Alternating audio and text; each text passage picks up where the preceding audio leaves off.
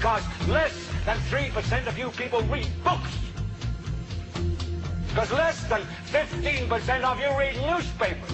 Because the only truth you know is what you get over this tube. Right now, there is an entire generation that never knew anything that didn't come out of this tube. And when the largest company in the world controls the most awesome goddamn propaganda force in the whole godless world, who knows what shit will be peddled for truth on this network. So you listen to me. Listen to me. Television is not the truth. Television is a goddamn amusement park. Television is a circus, a carnival, a traveling troupe of acrobats, storytellers, dancers, singers, jugglers, sideshow freaks, lion tamers, and football players. We're in the boredom-killing business. But you people sit there day after day, night after night, all ages, colors, creeds. We're all you know. You're beginning to believe the illusions we're spinning here. You're beginning to think that the tube is reality and that your own lives are unreal. You do whatever the tube tells you. You dress like the tube. You eat like the tube. You raise your children like the tube. You even think like the tube. This is mass madness, you maniacs. In 2005, an arrangement between Canada, Mexico, and the United States was made. This arrangement, unannounced to the public, unregulated by Congress, merges the United States, Mexico, and Canada into one entity, erasing all borders. It's called the North American Union. You might want to ask yourself why you've never heard of this. In fact, there is only one mainstream reporter who's actually heard of and has had the courage to cover this issue. The Bush administration's open borders policy and its decision to ignore the enforcement of this country's immigration laws is part of a broader agenda. President Bush signed a formal agreement that will end the United States as we know it, and he took the step without approval from either the U.S. Congress or the people of the United States. It's a deal that few have even heard of. It's being done again by very few people at the very top on behalf of the investment class, but the working class of people. Political officials across our country, from communities, from cities and so forth, they don't know anything about this. This isn't some trade agreement. It is a total removal of sovereignty from these countries, which will also result in a completely new currency called the Amero. Fall. Apart from that, I think one thing people who are dollar-based need to focus on is the Amero. That's the one thing that nobody's talking about, but I think it's going to have a big impact on everybody's life in Canada, the U.S., and Mexico. The Amero is the proposed new currency for the North American community, which is being developed right now between Canada, the U.S., and Mexico to make a borderless community, much like the EU, and the dollar, Canadian dollar, U.S. dollar, and the Mexican peso replaced by the Amero. The North American Union is the same concept as the European Union, the African Union, and the soon-to-be Asian Union will be merged together, forming a one-world government. The American Constitution will eventually be obsolete. The last thing the men behind the curtain want is a conscious, informed public capable of critical thinking, which is why they seek to keep you in a distracted, naive bubble. And they are doing a damn good job of it. Well, joining me now on the phone is Max Kaiser, the journalist and broadcaster, live from Paris in France. Max, Goldman and Morgan now subject to regulation. Isn't this what critics of their highly geared dealing have been demanding for years? I'm not so sure, Ashton. I think this is a great way for them now to hide any close examination of their books. I think this is actually in the cards from the beginning because, as you know, Morgan and J.P. Morgan and Goldman Sachs have been involved in a tremendous amount of, let's call it euphemistically, money laundering over the years. And now by becoming a commercial bank, I believe that this is going to insulate themselves from any real close examination because they're going to be behind the firewall, behind Hank Paulson's firewall. You know, Hank Paulson has effectively hijacked the U.S. financial system. He's no different than the 9/11 hijackers as far as I'm concerned. He's a financial terrorist. And he's taken the U.S. banking system to the edge of the abyss, all for the benefit of the shareholders and his cronies at Goldman and J.P. Morgan. The U.S. taxpayer, the U.S. citizen, unfortunately, is going to get the short end of the stick. But doesn't the new regulatory provision, because they will now be holding companies, mean that we can expect loads of SEC, U.S. Treasury officials all flying around the world to Morgan Stanley and Goldman Sachs' offices, checking all the records, interviewing the staff, checking on probity?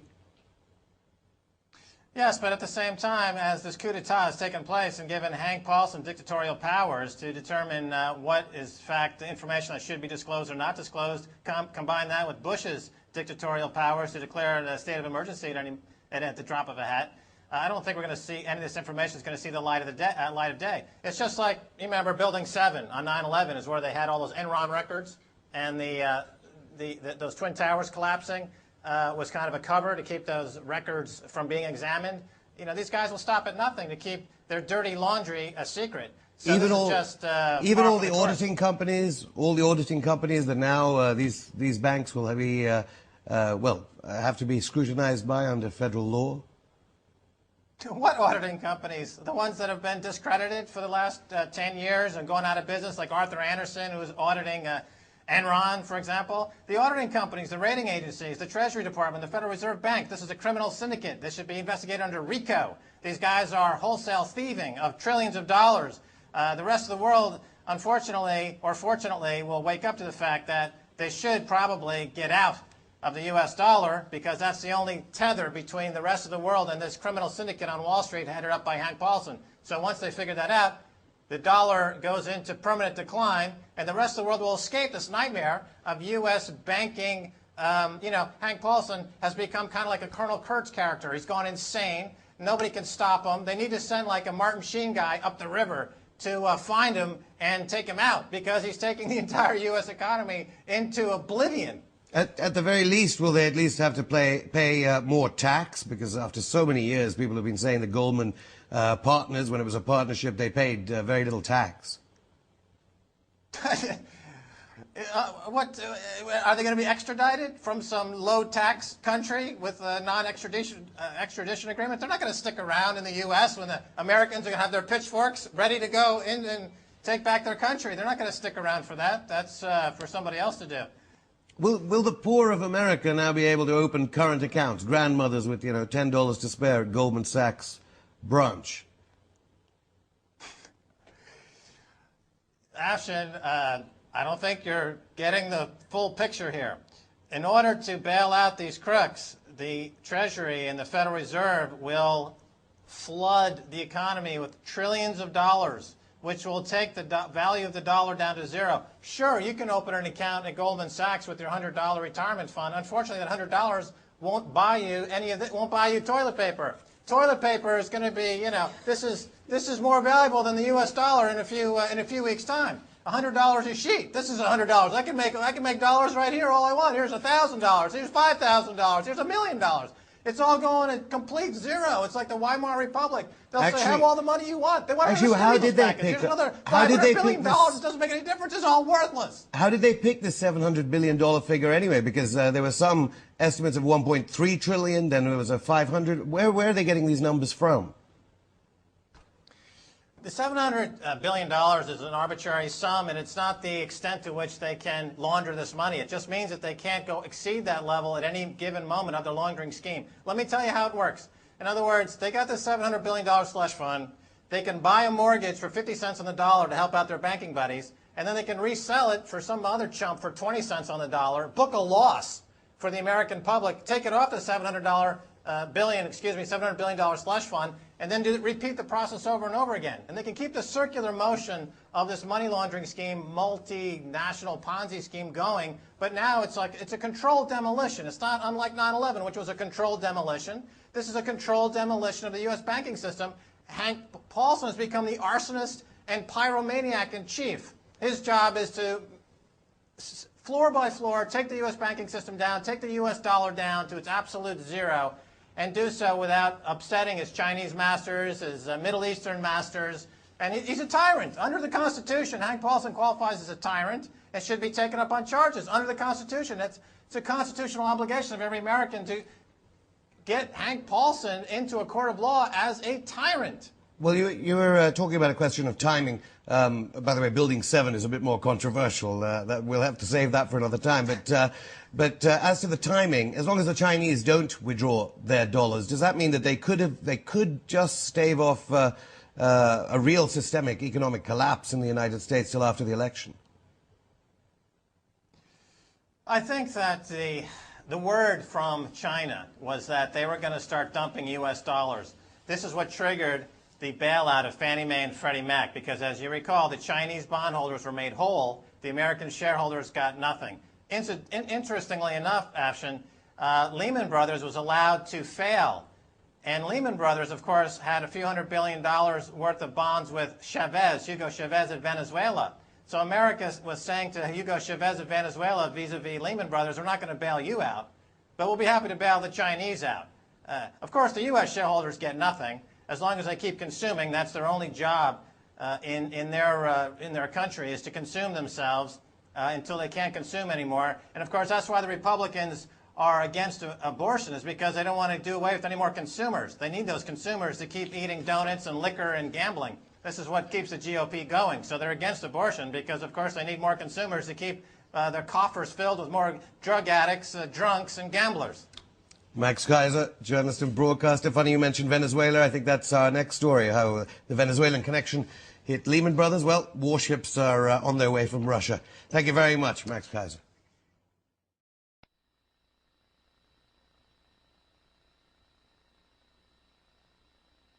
You and I grew up in is gone.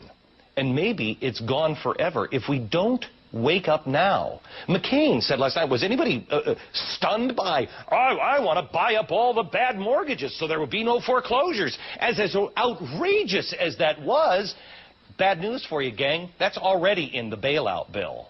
Believe it or not, Paulson can do that. He doesn't have to even ask you anymore. There is a global meltdown coming. It is a global depression, and one world currency and one world financial system is the end game. China said last week they want one global currency. France said yesterday or the day before that they want one world order, a new world order, at the end of this event. 2 nights ago, the government used $900 billion of your money to give loans to businesses and guarantee those loans. Did they even ask you? That's your money. Last night, for the first time, the interest rate was cut globally. What did you think of it? Well, I think it's more of the same. How can you buy up equities with debt? They don't have any money. They just create the money out of thin air. They talk about recapitalization, and they're using debt. Capital in the capitalist system comes from savings. We have zero savings. That's how we got into this problem. But to just spend another $700 billion or whatever and claim you can buy up illiquid assets are worthless assets is what they are.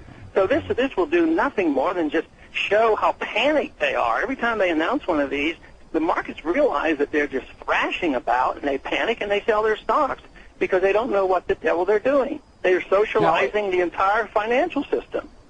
Is it that far, Ron Paul? Is it the fact that they are putting a little bit of U.S. capital or taxpayer money into helping out, providing a little more liquidity to the banks? Is it that, or do you really suspect that there's something bigger afoot here? I mean, do you think there's a conspiracy to take over all the banks?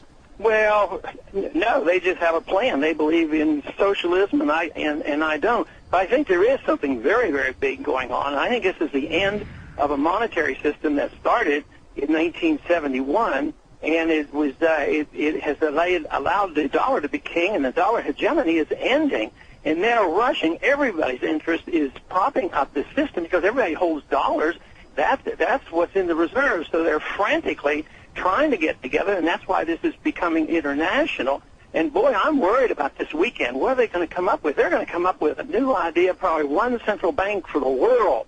So this is not good, and they take this and they build up the panic and build up the fear to do terrible things. They do it in foreign policy. They do it after 9/11 to undermine our system, undermine our freedoms, and now they're going to take over all private ownership. Why don't they allow the correction to occur? Why don't there's bad debt out there, and you can't prop up bad debt. They're doing exactly what we did in the Depression. Keep the prices high. The prices of houses have to come down. And we don't need to stimulate housing. They talk about stimulating housing and keep prices of housing up. It's the worst thing in the world to do. That was like keeping farm products high during the Depression by plowing crops under. I don't think we've learned a thing from the Depression because we have no confidence or understanding how the capitalist system is supposed to work. Britain called for a new Bretton Woods agreement to reshape the world financial system, as governments across the world move to shore up tottering global banks with multi-billion-dollar bailouts. British Prime Minister Gordon Brown in London called for shared principles of transparency, integrity, responsibility, good housekeeping and cooperation across borders. What I think we've got to realise that unless we build a global system of coordination and supervision, then we are as likely to have another crisis that starts somewhere else that we didn't understand was happening because we had no idea of the risks that people were taking. So I think it's actually a new relationship between markets and government that we're looking for. He called on world leaders to create a new financial architecture, in much the same way that the current international economic system was set up at a conference in Bretton Woods, New Hampshire in 1944. Earlier at Downing Street, Brown and Finance Minister Alistair Darling announced Britain would spend up to $64 billion buying into top UK banks. The move will likely see the UK government becoming the biggest shareholders in Royal Bank of Scotland and lender HBOS.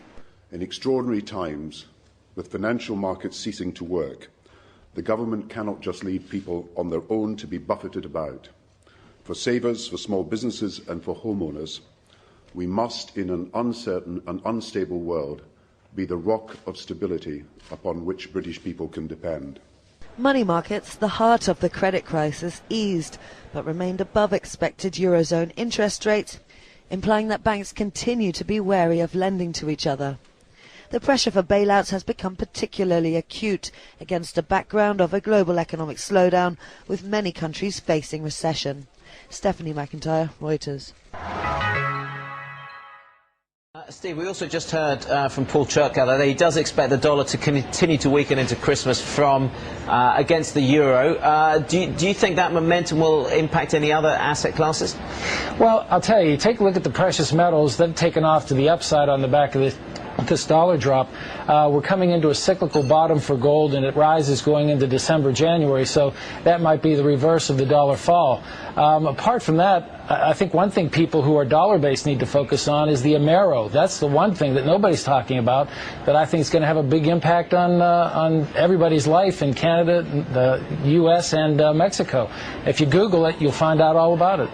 Well, you could tell us a little bit more right now. You always hear it on CNBC, don't you? The Amero is the proposed new currency for the North American community, which is being developed right now between Canada, the U.S., and Mexico to make a borderless community, much like the EU, and the dollar, Canadian dollar, U.S. dollar, and the Mexican peso replaced by the Amero. You really think that will get any leeway? You may want to visit a couple of websites and see how far along it is. The Canadians are pretty upset about it, whereas the Americans, apart from the Texans, are the only people who know anything about it. The rest of the public's really sort of with their head in the sand on this one. Okay, interesting. I mean, we've already got NAFTA, the free trade zone, isn't? I mean, is that working? Is that doing enough? Well, I'll tell you what, it's created a lot of illegal immigrants come across the border. I don't know. You get the pros and cons on this thing. NAFTA, for some people, is a very good thing. For other people, it's been a disaster. And I think this is one way that the politicians are trying to work themselves out of what potentially could be a disastrous situation going forward. When Mexican President Vicente Fox leaves office this week and Felipe Calderón takes his place, President Bush will be the last of the so-called three amigos. Bush, Fox, and of course Canadian Prime Minister Paul Martin were the originators of the so-called Security and Prosperity Partnership, which critics call nothing more than a North American Union. It means open borders, commerce at all cost, and by the way, without the approval of either American voters or the U.S. Congress. Christine Romans reports. Waco, Texas, 2005. Under these three men, the Security and Prosperity Partnership was born. An effort, the governments say, to harmonize regulations and increase cooperation between three very different countries. The Mexican president in Cancun this spring.